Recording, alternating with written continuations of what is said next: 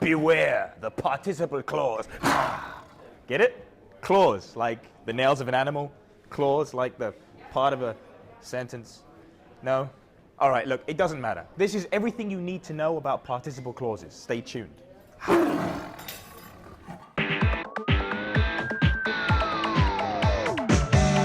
A participle is a form of a verb. A participle clause is a subordinate clause which begins with a participle. They act like adverbs and are linked to the main clause of a sentence. They usually show things like event order, time, cause, and effect.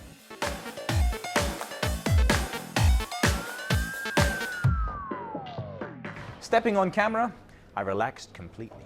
Or, filmed inside, the footage was too dark to use. There are present participles, ing, and there are past participles, which are basically the third form of the verb. Stepping on camera. Stepping is an example of a present participle. It basically means when I stepped on camera. Filmed inside. Filmed is an example of a past participle. It basically means because it was filmed inside. It's very important to remember that participle verbs do not change their form to show tense. This actually happens in the main clause, and participle clauses usually mimic the same tense as the main clause. However, it is possible to put a tense in a participle clause by itself.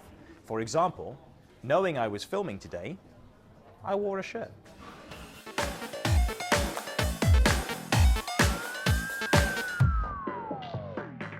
Participle clauses often have implied subjects. This means that the subject of the participle clause is the same as the subject of the main clause, and so it is omitted in the participle clause. For example, seeing the mistake, she corrected it immediately. However, it is possible for a participle clause to have its own subject, and this is a little bit more formal. So, for example, seeing she had made the mistake, she corrected it immediately.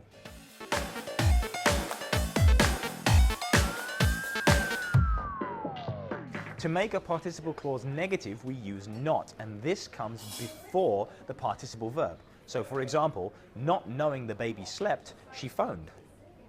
However, the not can come after the participle verb depending on your meaning. So, for example, not knowing the baby slept, she phoned, versus knowing not to call because the baby slept, she waited until the next day.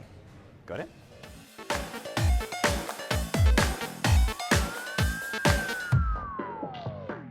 To make clear that one action is finished before the action in the main clause is begun, we use having plus the past participle. And this basically works the same way as because or after. So compare. Putting away the equipment, they talked about going home. That means while. But having put away the equipment, they went home. That means after.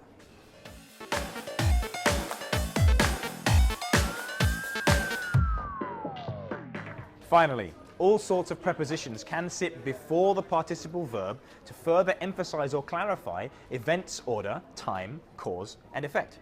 Words like after, before, since, while, and with.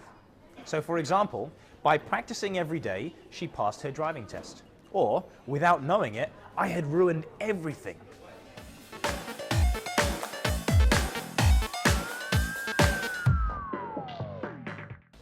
For more information, please go to our website at bbclearningenglish.com for further examples and practice exercises.